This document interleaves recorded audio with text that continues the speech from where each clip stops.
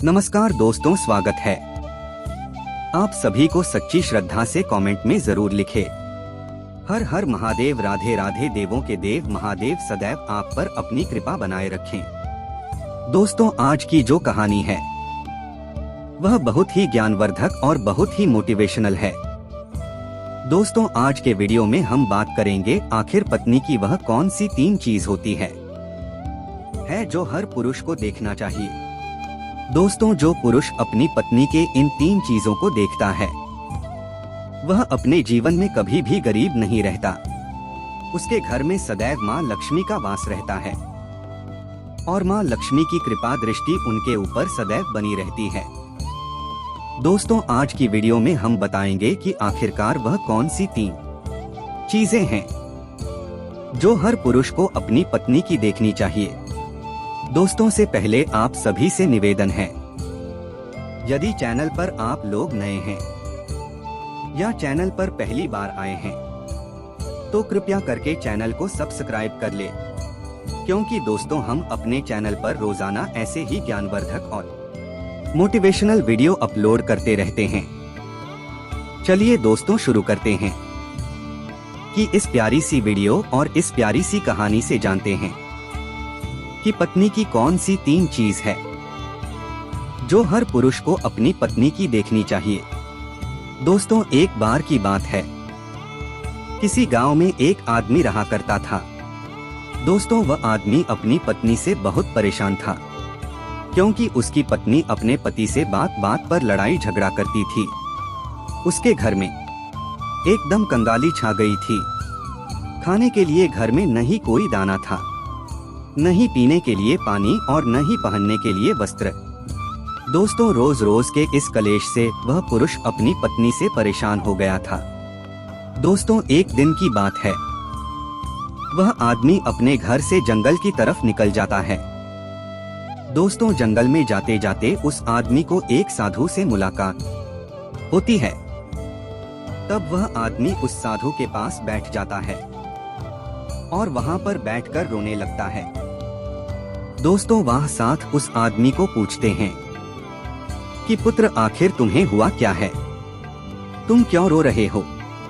तब आदमी उस साधु को बताता है कि महाराज, मेरे घर में मेरे पत्नी और मेरे 2 छोटे छोटे बच्चे हैं। मेरी पत्नी मेरी कोई भी बात नहीं मानती है, बात बात पर मुझसे लड़ाई झगड़ा करती है, जिसकी वजह से मेरा एक छोटा सा बिजनेस था वह भी बंद हो गया और अब हम घर में दाने दाने के लिए मोहताज हैं। हमारे घर में खाने के लिए कुछ भी नहीं है, पीने के लिए पानी नहीं है और पहनने के लिए वस्त्र नहीं है। लेकिन मैं अपनी पत्नी को समझाता हूँ कि लड़ाई झगड़े ना करें, इसके बावजूद भी वह घर में रोज लड़ाई झगड़ा करती है। इस वजह से मैं बहुत दुखी हूँ और बहुत परेशान हूँ, इसलिए मैं घर छोड़कर आपकी शरण में आया हूँ। दोस्तों, वह साधु महाराज उस आदमी को बोलते हैं कि पुत्र, तुम रो मत, आज मैं तुम्हें ऐसे 3 चीज बताने जा रहा हूँ जो पुरुष अपनी पत्नी की 3 चीजों को देखता है वह पुरुष अपने जीवन में कभी भी गरीब नहीं रहता है और ना ही उसके घर में कभी लड़ाई झगड़े होते हैं और उसके बिजनेस में तरक्की होती है। दोस्तों, तो साथ महाराज उस आदमी को बताते हैं कि मैं तुम्हें जो बातें बताने जा रहा है उन 3 चीजों को गांठ बांध लो। तब वह आदमी उस साधु महाराज की बातें बहुत गौर से सुनता है और साधु महाराज से बोलता है कि प्रभु, आप मुझे जल्द से जल्द बताइए वह कौन से 3 चीज है जो हर पुरुष को अपने पत्नी की देखनी चाहिए। दोस्तों, तब वह साधु महाराज उस आदमी को एक कहानी सुनाते हैं। तो चलिए दोस्तों, गुरुजी से ही सुनते हैं। इस कहानी के बारे में दोस्तों, किसी नगर में एक सेठ रहा करता था। उस सेठ का बहुत बड़ा व्यापार था। उसके घर में सेठ और उसकी पत्नी रहा करते थे। उस सेठ और सेठानी में आपस में बहुत प्रेम था। उनके घर में कभी भी लड़ाई झगड़ा, किसी प्रकार का कोई अंधा क्लेश नहीं होता था। इसलिए उसके घर में सदैव माँ लक्ष्मी का वास रहता था। और उनके बिजनेस में दिन दुगनी रात चौगुनी तरक्की होती थी। उन सेठ सेठानी में इतना प्रेम था कि आसपास के लोग उनके इस प्रेम को दें कर जल जाया करते थे। दोस्तों, सेठ और सेठानी के इस प्रेम की मिसाल हर गांव वाले देते थे। ऐसे कर करके उस सेठ और सेठानी की बात उस गांव की राजा तक भी पहुंच जाती है। दोस्तों, जब सेठ सेठानी की बात उस राजा के पास पहुंचती है तो वह राजा भी उनके प्रेम की मिसाल की तारीफ करते हैं और कहते हैं, हमारे गांव में एक पुरुष और स्त्री ऐसे भी हैं जिनके घर में कभी भी लड़ाई झगड़ा नहीं होते हैं। उन दोनों में आपस में इतना प्रेम है कि जितना मैं आज तक अपनी जिंदगी में कभी भी नहीं देखा। दोस्तों, एक बार की बात है, वह राजा पूरे नगर में ढिंढोरा पिटवा आते हैं और कहते, इस राज्य में जितने भी लोग हैं सभी लोग अपने अपने घर में दिया जलाकर रखेंगे। तब राजा की रानी अपने राजा से पूछती हैं कि महाराज, आखिरकार आप सभी के घर में दिया क्यों जलवा रहे हैं? राजा रानी की बात सुनकर रानी को बोलते हैं कि दीपक प्रेम की निशानी होती है। जिसके घर में दीपक जलता है उसके घर में सदैव ही प्रेम बना रहता है। और मैं चाहता हूँ कि जो प्रेम सेठ और सेठानी के बीच में है वही प्रेम हमारे इस नगर में, हमारे इस राज्य में हर पति और पत्नी के बीच में हो। इसलिए मैं हर घर में दीपक जलाना चाहता हूँ। दोस्तों, राजा की सैनिक पूरे नगर में ढिंढोरा पीटते हैं और बोलते हैं, सभी के घर में दीपक रात भर जलना चाहिए। दोस्तों, राजा की बात मानकर सभी नगरवासी अपने अपने घर में दिया जलाते हैं। लेकिन जैसे ही आधी रात होती है सभी के घर के दीपक बुझ जाते हैं। लेकिन उस सेठ और सेठानी के घर की दीपक कभी भी नहीं बुझती है, क्योंकि दोस्तों, दीपक प्रेम की निशानी होती है। और जो सेठानी थी वह अपने घर की दीपक को सदैव जलाए रखती थी, जिस सेठ और सेठानी का प्रेम बरकरार रहे। लेकिन दोस्तों, जो सेठानी थी वह अपनी मनमानी काम करती थी। उसका जो मन करता था वही काम करती थी। लेकिन सेठ को इस बात से कभी भी कोई दिक्कत नहीं होती थी, क्योंकि सेठ बहुत समझदार था। वह सोचता था कि यदि मैं अपनी पत्नी को रोक टोक करूंगा तो घर में बेवजह ही लड़ाई झगड़ा होंगे। दोस्तों, इसीलिए सेठ सेठानी की कई चीजों को और कई बातों को अनदेखा करता था। वह सेठ इसलिए अनदेखा करता था ताकि पति पत्नी में वह प्रेम और व्यवहार बना रहे। एक दिन की बात है दोस्तों, राजा और रानी अपने छत के ऊपर खड़े होकर अपने नगर का नजारा देख रहे थे और वह राजा और रानी देखते हैं कि उनके पूरे राज्य में अंधेरा था, लेकिन सिर्फ एक सेठ और सेठानी का ही गांव का घर था जहां दीपक जल रहा था। दोस्तों, तब राजा रानी से बोलता है कि देखो, सेठ और सेठानी में कितना प्रेम है। सभी के घरों का दीपक बुझ गया है, लेकिन सेठ और सेठानी के घर का दीपक अभी भी चल रहा है। इसका मतलब यह है कि सेठ और सेठानी में बहुत ही ज्यादा प्रेम है। तब रानी अपनी राजा से बोलती है कि महाराज, सेठ और सेठानी में जो भी प्रेम है वो इसलिए है क्योंकि सेठानी समझदार है, इसलिए सेठ के घर में प्रेम है। दोस्तों, जब राजा रानी की बात सुनता है तब राजा बोलता है कि नहीं महारानी, यहाँ पर सेठ ज्यादा समझदार है, इसलिए उनके घर में कभी भी लड़ाई झगड़ा नहीं होती है। दोस्तों, रानी बोलती है कि सेठानी समझदार है। राजा बोलते हैं कि नहीं, सेठ समझदार है। दोस्तों, सेठ और सेठानी की बात को लेकर राजा और रानी में बहस होने लगा। तब राजा बोलता है कि देखो, हमें बहस करने की जरूरत नहीं है, क्योंकि हम दोनों उनकी एक परीक्षा ले, जो पास होगा वही समझदार होगा। राजा और रानी अपनी बात से सहमत हो गए और उन दोनों की परीक्षा के लिए तैयार हो जाते हैं। दोस्तों, तब राजा अपने महल में जाता है और अपनी दासी को बुलाता है और वह अपनी दासी से बोलता है, उस सेठ के पास जाओ और जो जो प्रश्न में तुमसे बोल रहा हो वह तुम सेठ को बोलना। वह दासी बोलती है, ठीक है महाराज। फिर वह दासी राजा की बात सुनकर सेठ के पास जाती है। उसी समय ही सेठ की पत्नी बाजार गई थी कुछ सामान लेने के लिए। दोस्तों तो वह राजा की दासी सेठ से बोलती है कि सेठ जी मैं राजमहल से आई हो, राजा साहब ने मुझे भेजा है। दोस्तों वह सेठ उस दासी को बोलता है कि बताइए मैं आपकी क्या सेवा कर सकता हूँ। आप बैठिए मैं आपके लिए पानी लेकर आता हूँ। तब भड़ासी सेठ से बोलती है, नहीं सेठ जी मैं राजा की दासी हो, बस आपके पास राजा के समाचार लेकर आई हो।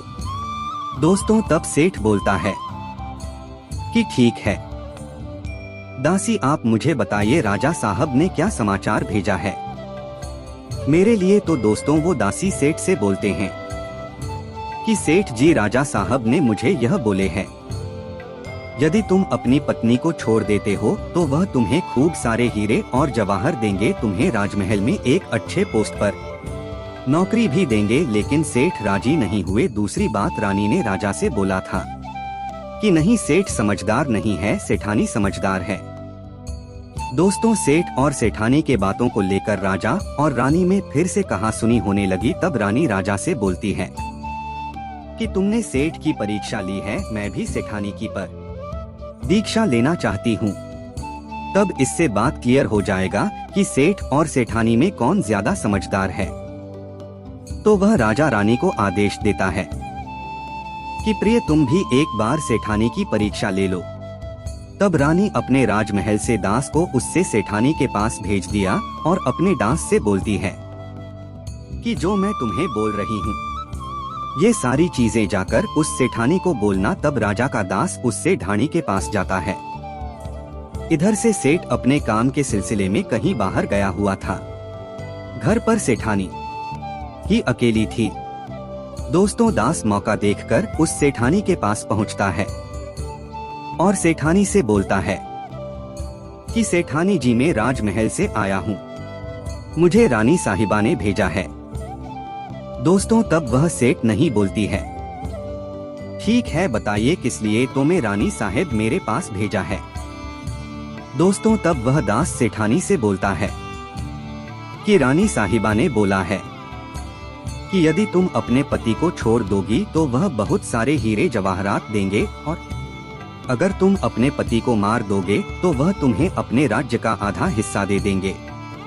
दोस्तों दास की बात सुनकर सेठानी तैयार हो जाती है और कहती है ठीक है, यदि रानी साहिबा अपने राज्य का आधा हिस्सा मुझे देंगी तो मैं अपने पति को मार दूंगी। दोस्तों तब उस राजा का दास सेठानी से बोलता है कि मुझे कैसे पता चलेगा कि तुमने सेठ जी को मार दिया है कुछ तो। तब सेठानी राजा के दास से बोलती है कि मेरे घर में जो दीपक जल रहा है वह तुम्हें देख रहा है।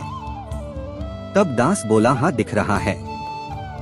तब सेठानी उस राजा के दास से बोलती है कि जब मैं अपने पति को मार दूंगी तो मैं यह दिया बुझा दूंगी तो तुम्हें पता चल जाएगा कि मैं अपने पति को मार दिया है। वह दास सेठानी की बात सुनकर राजमहल को वापस लौट जाता है और राजा और रानी से ये सारी बात बताता है। सेठानी की बात सुनकर रानी बहुत अचंभित हो जाती है और रानी को स्त्री जाति से नफरत होने लगती है। दोस्तों तब वह राजा अपने सारे दास दासियों के साथ सारे सैनिकों को बुलाता है और उल्टा है, देखो मैं यह नहीं चाहता हूँ कि राजा और रानी की वजह से किसी निर्दोष की जान जाए। तुम ऐसा करो, उस सेठानी के घर जाओ और उस सेठ को सारी बातें बता दो और उस सेठ को बचा लो। दोस्तों इधर दास और दासी सेठानी के घर पर जाते हैं और सोचते हैं कि सेठानी तो सेठ को रात में मारेगी और दिया भी बुझ जाए, इससे पहले ही हमसे ढाणी के घर में हमला बोल देते हैं। दोस्तों इधर रात भी नहीं हुई थी, शाम का समय था और जैसे ही राजा के सैनिक सेठानी के घर पर धावा बोलते हैं तो देखते हैं कि सेठ पहले से ही मरा हुआ है। दोस्तों तब राजा और रानी के दास दासी सेठानी से बोलते हैं, जी तो मरा पड़ा है, लेकिन सीट को तो तुम्हें रात में ही मारने के लिए बोला गया था। दोस्तों तब वह सेठ ने उस दास और उदासी से बोलती है कि सेठ को तो मुझे मारना ही था, रात में तो मुझे दिया बुझाना था, इसलिए सेठ को तो मैंने दिन में ही जहर देकर मार दिया है। अब मेरा काम है सिर्फ दिया बुझने का। तो वह सैनिक उल्टे पांव उस सेठ के घर से राजा के दरबार में भागे भागे जाते हैं और राजा को सारी बातें बताते हैं। दोस्तों राजा क्रोध से आग बबूला हो जाता है और उसको स्त्रियों से घृणा होने लगती है और वह अपने सैनिकों को भेजता है कि उस सेठानी को बंदी बनाकर लाए। तब राजा के सैनिक उससे धानी को बंदी बनाकर राजा के राज दरबार में पेश करते हैं। दोस्तों तब वह राजा उस सेठानी को कारावास में डलवा देता है और वह राजा समस्त स्त्री जाति से नफरत करने लगता है। दोस्तों वह साधु इस कहानी को गांव के उस आदमी को सुनाता है। तब साधु उस आदमी से बोलता है, अब तुम्हें समझ में आ गया होगा कि स्त्री कि वह कौन सी 3 चीजें हैं जो हर कोई पुरुष को देखना चाहिए। वह आदमी साधु से बोलता है कि महाराज मुझे अभी भी समझ में नहीं आया स्त्री की वह कौन सी 3 चीजें हैं जो हर पुरुष को देखना चाहिए। दोस्तों तब वह साधु उस आदमी को बताते हैं कि हर पुरुष को अपनी स्त्री के सबसे पहली चीज यह देखनी चाहिए कि वह कहां पर आ जा रही है। दोस्तों जो पुरुष अपनी स्त्री की यह चीज देखता है कि पत्नी वहां पर आ रही है, वहां पर जा रही है, तो उसके घर में कभी लड़ाई झगड़ा नहीं होते हैं और वह अपनी पत्नी के ऊपर नियंत्रण कर पाता है। दूसरी चीज है, पुरुष को पत्नी के अंदर ये चीज देखनी चाहिए कि उसकी पत्नी के बोल चाल कैसी है, वह अपने पति की इज्जत कर रही है कि नहीं, अपनी पति की बात मान रही या फिर नहीं। जो स्त्री अपने पुरुष की बात नहीं मानती है, अपने पति की इज्जत नहीं करती है, वह अपने पति के साथ कुछ भी कर सकते हैं, जैसे कि उस सेठानी ने उस सेठ के साथ किया था। इसलिए हर पुरुष को अपनी पत्नी की यह चीज देखनी चाहिए। तीसरी चीज वह साधु उस आदमी को बताता है कि हर पुरुष को पत्नी के चाल चलन जरूर देखना चाहिए। दोस्तों जो पुरुष अपनी पत्नी के चाल चलन देखता है और उसकी चाल चलन पर उससे ज्यादा प्रेम नहीं करता है, उसको अपने कंट्रोल में करके रखता है, तो उसके घर में लड़ाई झगड़ा कभी भी नहीं होते। दोस्तों जो स्त्रियां अपने घर पर मनमानी चलाती है और पति की बातों को नहीं मानती है, उनके घर में इस तरीके की मुसीबत आती है। दोस्तों ये 3 बातें वह साधु महाराज उस आदमी को बताता है और फिर वह आदमी इन 3 चीजों को गांठ बांध लेता है और साधु को प्रणाम करके अपने घर पर चला जाता है। दोस्तों मैं उम्मीद करता हूँ आपको इस कहानी से बहुत कुछ सीखने को मिला होगा। दोस्तों सच्ची श्रद्धा से कमेंट में जरूर लिखें हर हर महादेव। राधे राधे। देवों के देव महादेव सदैव आप पर अपनी कृपा बनाए रखें। इस वीडियो को लाइक करें, अपने दोस्तों के साथ शेयर करें और हमें सब्सक्राइब करना ना भूलें। और हाँ, इस वीडियो से कोई भी सवाल है तो आप कमेंट बॉक्स में जरूर लिखें और आपके पास कोई भी सवाल नहीं तो हर हर महादेव जरूर लिखें, क्योंकि आपके कमेंट से वीडियो बनाने का मोटिवेशन मिलता है। धन्यवाद।